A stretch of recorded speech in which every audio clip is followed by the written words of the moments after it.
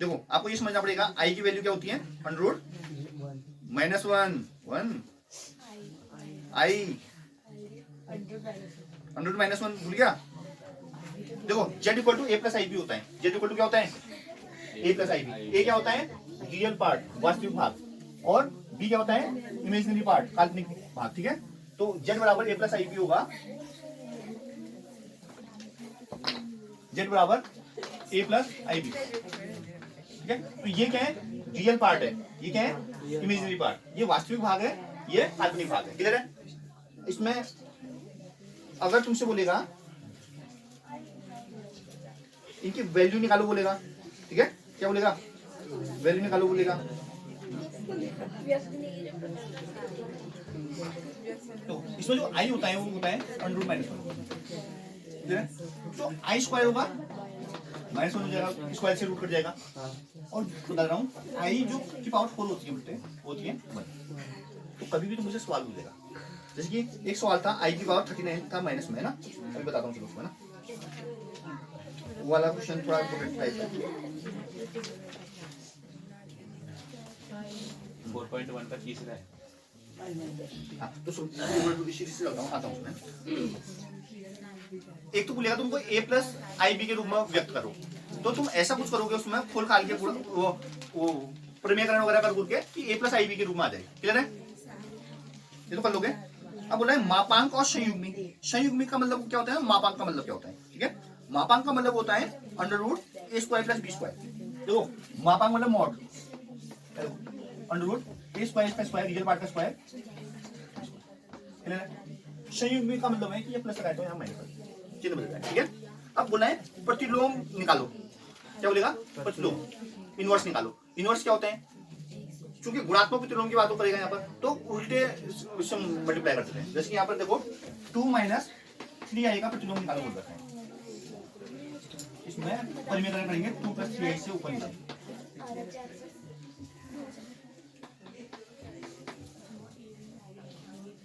ऐसा समझ नहीं आया, बताओ क्लियर है। प्रतिलोम निकालो बोल रहा है, इसका प्रतिलोम निकालो बोल रहा है, तो कैसे निकलेगा, ऐसा कुछ होना चाहिए ना कि इसका जो गुणात्मक प्रतिलोम कैसे निकलेगा, जब इसका ऑपोजिट से 1 मल्टीप्लाई करेंगे क्लियर है ना। बस कर लोगे बाकी तो कर लोगे। अब देखो अब मैं आ रहा हूँ ये आई की पावर माइनस 39 में, आई की पावर तो आई की पावर माइनस 39, या देखो 1 अपॉन करो आई की पावर 39। मैंने बोला है कि आई की पावर 4 का मान 1 होता है, तो आपको बताओ तो 39 40 के नतीजे का 4.40 होता है, ठीक है। तो आई से ऊपर नीचे गुणा करो, तो ऊपर आई हो गया, नीचे आई की पावर 40 हो गया, तो क्या आई हो गया, आई की पावर 40 का मान 1 होता है। कैसे ऐसे कर सकते हो, आई की पावर 4 की पावर 10, आई अपॉन 1 की पावर 10, आई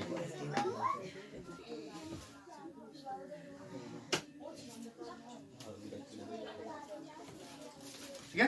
तो बाकी हो गया, फिर इतना ही है तुम्हारा, ये तो ये वाले कर लोगे ना आप लोग। देखो रेखिक असीमिकाएं सुनो भाई, इसमें जहाँ बच्चे गलती करते हैं वो मैं समझा रहा हूँ, बात है ना। कभी भी याद रखना रेखिक असीमिकाओं को तुम सिर्फ जैसे तुम नॉर्मल सॉल्व करते हो वैसे करोगे,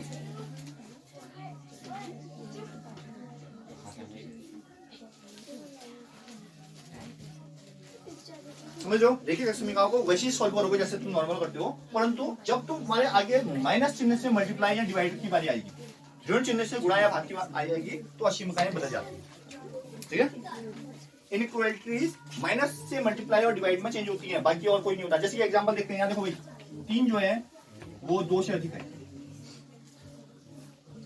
मैं यहाँ कुछ जोड़ूं वहां कुछ जोड़ूं कोई फर्क नहीं पड़ेगा, यहाँ एक जोड़ा वहां भी एक जोड़ा, तो यहाँ 4 हो जाएगा 3 हो जाएगा, तब भी कोई दिक्कत नहीं है। यहाँ पर एक घटाऊं यहाँ पर एक घटाऊं तब भी कोई फर्क नहीं पड़ेगा, परंतु यहाँ पर एक गुणा करूं यहाँ पर गुणा करूं तब भी फर्क नहीं पड़ेगा, यहाँ पर भाग करूं वहां भाग करूं कोई फर्क नहीं पड़ेगा। परंतु माइनस चिन्ह से अगर गुणा या भाग करता हूं तो चेंज हो जाता है, -1 से दोनों जगह गुणा कर रहा हूं मैं, तो ये -3 हो जाएगा और ये माइनस, अब ये फेल हो गई। देखो क्या -3 बड़ा होता है -2 बड़ा होता है, -2 बड़ा होता है, होता है। माइनस में जितना बड़ा उतना छोटा होता नहीं होता, यहाँ फेल हो गए। तो क्या करते हैं, जब माइनस से गुणा करते हैं तो चिन्ह बदल जाते हैं इक्वलिटी के। अक्षमिकाओं के चिन्ह बदल जाते हैं जब ऋण चिन्ह से गुणा या भाग होता है। लिख लो इस चीज को, ऋणात्मक चिन्ह से गुणा या भाग करने पर अक्षमिकाओं के चिन्ह बदल जाते हैं। चिन्ह बोले तो अक्षमिकाओं का वो, ठीक है, ये माइनस नंबर से मल्टीप्लाई, हाँ हाँ जी, ये लिख लो यार, तुम सबसे बढ़िया लो, इसको बना लो, ये आसानी से समझ में आएगा, ठीक है।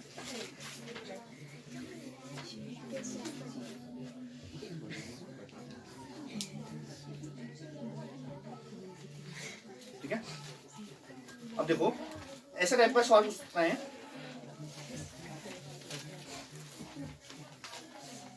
देखो बोलेगा कि कक्षा है ना 11 के प्रथम सत्र व द्वितीय सत्र की परीक्षाओं में एक छात्र ने 62 और 48 अंक प्राप्त किए। वो न्यूनतम अंक प्राप्त बताइए कि जिससे वार्षिक परीक्षा में 60 अंक का न्यूनतम औसत बन जाए। ठीक है, तो देखो समझो, देखिए बच्चे, मान लेते हैं उसने x अंक प्राप्त किए, तो पहले उसने क्या प्राप्त किए थे 62, और फिर क्या प्राप्त किया उसने 48 प्राप्त किया, और तीसरा मान लेते हैं x औसत बोला है तो 3 होगा, और न्यूनतम कितना बनना चाहिए, न्यूनतम 60 बोला है तो इसका मतलब 60 तो होना ही चाहिए, 60 से ज्यादा हो जाए तो चलेगा, तो 60 होगा, 60 छोटा भी हो सकता है, 60 से अधिक आएंगे तो वेल एंड गुड है, इतना समझा है। अब इसको सॉल्व कर लेंगे, कैसे करेंगे, तो इन दोनों को जोड़ो, 8 2 10 की 0 हासिल है, 6 4 10 11 प्लस x, ये 3 यहाँ चले जाएगा, 7 3 18 हो जाएगा। अब लो x 70, यहाँ 70 से ऊपर नंबर होना चाहिए, ठीक है, कोई डाउट?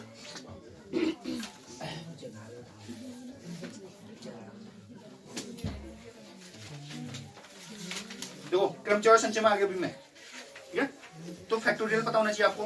तो क्रमचय क्या होता है, संचय क्या होता है ना, परमुटेशन क्या होता है, कॉम्बिनेशन क्या होता है। परमुटेशन का मतलब होता है कि हम कैसे अरेंजमेंट कर सकते हैं, क्रमचय का मतलब होता है कैसे अरेंजमेंट हो सकता है। जैसे कि यहाँ पर बच्चे बैठे हुए हैं, ठीक है, इनका अरेंजमेंट मैं कैसे कैसे कर सकता हूँ, क्लास वाइज कर सकता हूँ, है ना, सेक्स वाइज कर सकता हूँ, ठीक है, और हाइट वाइज कर सकता हूँ, कलर वाइज कर सकता हूँ ये। और जो संचय होता है, जो कॉम्बिनेशन होते हैं, उसका मतलब होता है चुनना, सिलेक्शन। बरोबर, अंतर समझना, तुम क्वेश्चन में समझ नहीं पाओगे कि क्रमचय लगाना है संचय लगाना है, जहां पर तुमको तरीके निकालने हैं, कितने तरीके से हो सकता है, व्यवस्थाएं अरेंजमेंट करना है ना, तो वहां पर लगाओगे पी वाला फॉर्मूला, परमुटेशन क्रमचय वाला। जहां पर तुमको क्या होना है, चुनना है,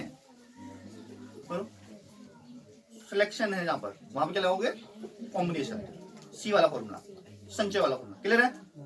तो चैप्टर होता है खत्म नहीं हो रहा है, हाँ ठीक है। इसमें कई बार पुनरावृत्ति की बारी आती है, कई बार बोलता है बिना रिपीट किए, ठीक है। चलते हैं आगे, पहले तो फॉर्मूले याद होने चाहिए।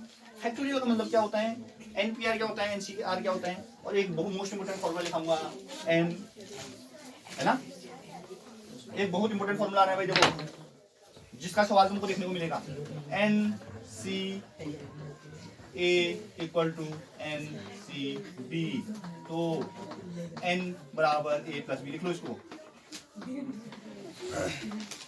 एक नंबर का सवाल।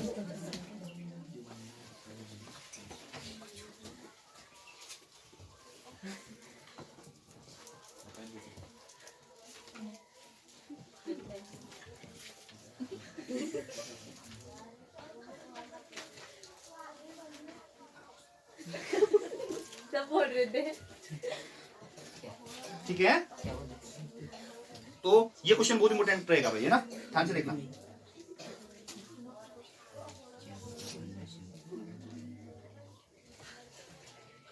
फैक्टोरियल आप सभी जानते हो, जैसे कि 5 फैक्टोरियल तो 5 4 3 2 1 मल्टीप्लाई, ठीक। तो एनपीआर क्या होता है, एन फैक्टोरियल अपॉन, अब एनसीआर आएगा तो ठीक है, याद रखना। अब जब प्रमेय क्या बोलता रहा है अपने को, n विभिन्न वस्तुओं में से एक समय में r वस्तुओं को लेकर बने क्रमचयों की संख्या जबकि वस्तुओं की पुनरावृत्ति की अनुमति हो। पुनरावृत्ति की अनुमति होगी तो n वस्तुएं r प्रकार से है तो n की पावर r हो जाता है वैल्यू। क्लियर है? अब n वस्तुएं हैं, उनके क्रमचयों की संख्या निकालनी है और उसमें p समान प्रकार की वस्तुएं, तो n फैक्टोरियल 1 p फैक्टोरियल होता है। जितने रिपीटेड होती है ना, अल्फाबेट में नहीं करते अपन, एक 4 बार आए तो बट्टे में 4 फैक्टोरियल कर देते हैं। और इलाहाबाद में जितने अक्षर हैं, जैसे 11 अक्षर हैं तो 11 फैक्टोरियल बट्टे हैं। इलाहाबाद में मानते हैं एक 4 बार आए हैं, एग्जांपल लेते हैं, तो बट्टे 4 फैक्टोरियल नहीं कर देते। वही चीज है, n फैक्टोरियल बट्टे 4 फैक्टोरियल। जितना रिपीटेड हो रहे हैं ना, उनको बट्टे में ले लेंगे। और रिपीट अगर ज्यादा अक्षर हो रहे हैं तो एक 4 बार हो रहा है, एक कोई अक्षर 2 बार होता है तो 4 फैक्टोरियल 2 फैक्टोरियल नीचे, ठीक है। और ऊपर n फैक्टोरियल रहेगा, ठीक है। ये तो कई लोग हैं।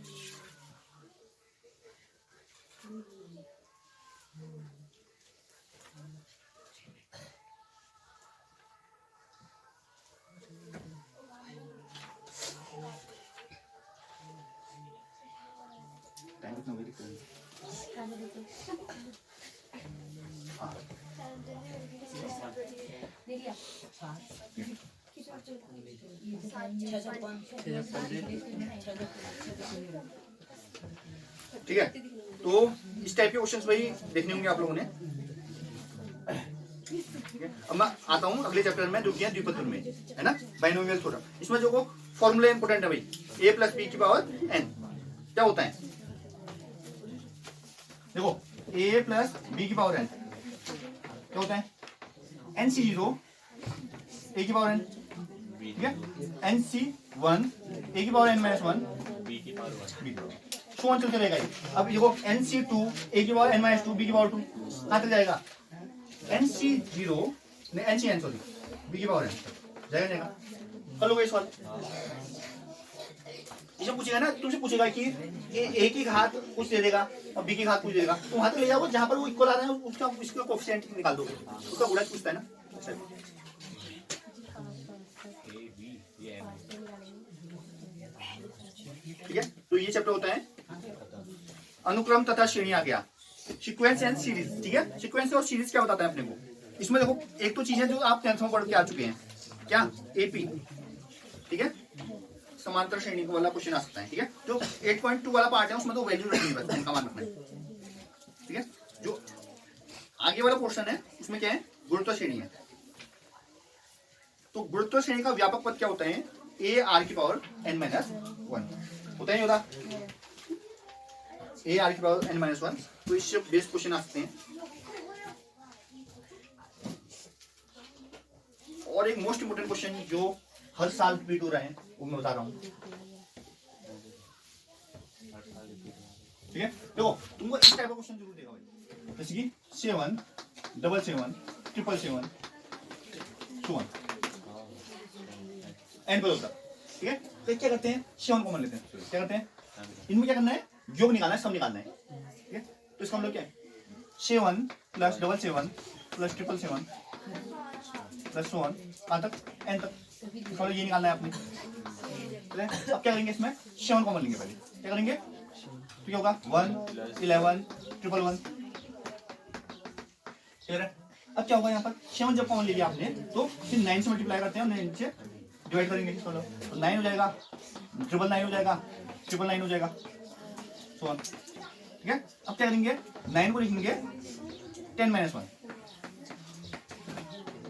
100 माइनस 1 1000 माइनस 1 सो ऑन। तो यहाँ पर जब ऐसा किया अपन ने तो एक चीज समझ में आई अपने को कि 10 100 1000 एक साथ आ रहे हैं, तो 10 100 1000 को एक साथ ले लो, कहाँ तक है। ठीक है, और साथ में एक तो ये बन रहा है कुछ, और साथ में प्लस देखो ये -1 माइनस एन टाइम तक माइनस एन और हो जाएगा, एन टाइम में ना। तो इसमें लगा दो जीपी वाला फॉर्मूला, 10 का स्क्वायर सालों हो गया ना। क्या फॉर्मूला होता है, इसमें देखते हैं अपन आर क्या है, आर 10 है जो कि क्या है 1 से बड़ा है, तो ए आर की power n minus 1 upon r minus 1 लगेगा। ठीक है, ए क्या है 10 है, तो 10 ए आर की power n minus 1 upon r minus 1।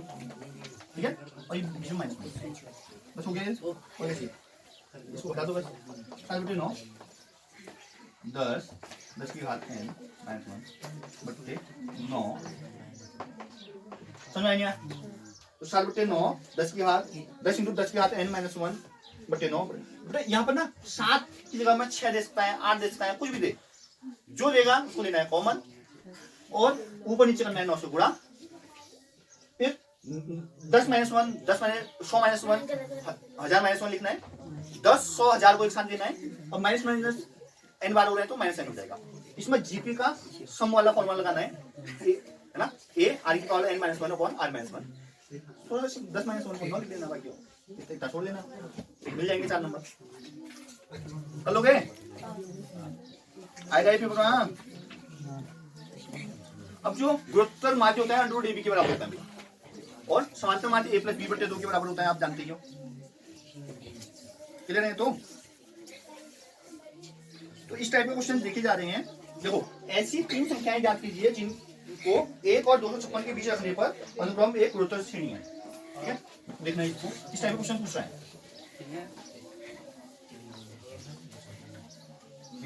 1 और 256 बोला, 3 मान लेते A1 A2 A3 को रख रहा है और 256 के बीच में रखा है। क्लियर? याद रखना, a बराबर 10 दे दिया है, a बराबर 1 दे दिया है, मतलब ये a है, ये AR है, AR स्क्वायर AR क्यूब। देखो a है AR square AR cube AR की पावर 4 बराबर 256 इसका मतलब है या नहीं? बताओ, a की जगह 1 रख दो तो r की पावर 4 बराबर 256 हो गया। 256 हो गया बोल दोगे, आप फैक्टर कर दोगे साइड में, अब पता नहीं है तुमको। 2 कम 2 2 दूनी 4 2 टे 16 2 छक्का 12 2 छक्का 8 2 के 6 2 दूनी 4 2 16 32 2 टे 16 2 दूनी 4 2 दूनी 4 2 फिर 2 एक बार 1 2 3 4 5 6 7 8 8 बार आ रहा है। कितने बार आ रहा है? और यहाँ पर 4 बार चाहिए अपने को। क्या बार चाहिए? इसको क्या लिखिए, 4 की पावर क्या 4 लिख सकते हैं, क्योंकि यहाँ पर 2 की पावर 8 था तो 2 की पावर 4 बोल सकते हैं। देखो इसको ऐसे लिख सकते हैं, देखो 2 बार 8 बार था तो इसको 2 की पावर 4 बोल सकते हैं, क्योंकि 4 से कंपेयर करेंगे ना अपन, क्योंकि देखो 4 दूनी 8 2 की पावर 8 ही होने वाला है, तो 4 से 4 हो गया, मतलब कहने का मतलब इक्वल है ना, कंपेयर है, तो यहाँ पर 4 हो गया। तो अब A1 क्या हो जाएगा? ये A1 AR होता है, A1 है 4 है तो 4 हो गया। A2 क्या हो जाएगा? AR स्क्वायर 4 हो जाएगा। वैसे A3 क्या हो जाएगा? AR क्यूब 4 को 16 को 64, तो 4 16 और 64 3 अंक हो गए। समझ में आया नहीं है बोलो?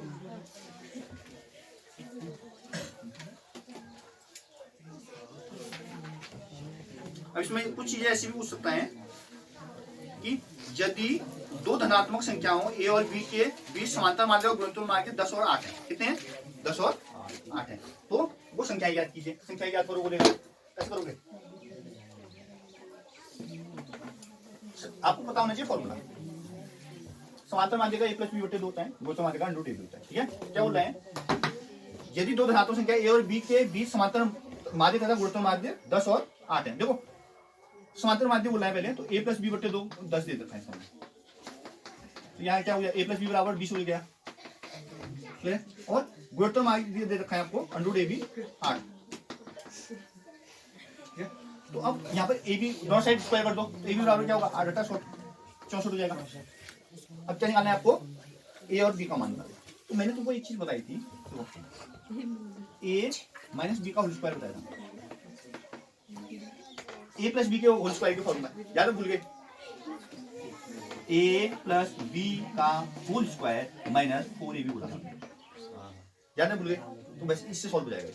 क्या करेंगे? a माइनस b का होल स्क्वायर ऐसे लिखेंगे बराबर a प्लस b का होल स्क्वायर को, a प्लस b का होल स्क्वायर ये है 20 है ना, a प्लस b मतलब 20 है ये, माइनस 4 इंटू a b क्या है 100 से 20 का 400 हो गया, माइनस तो 4 को 16 की 86 ले 6 को 24 से 25 बढ़ा दो, क्या जाएगा? तो 4 रहेगा, यहाँ 9 बजेगा, 4 बजेगा, यहाँ पर 3 बजेगा, ये हो जाएगा 144। तो a माइनस b क्या हो जाएगा? 12 हो जाएगा।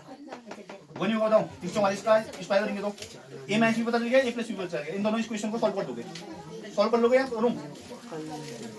वीडियो पर भी लगा के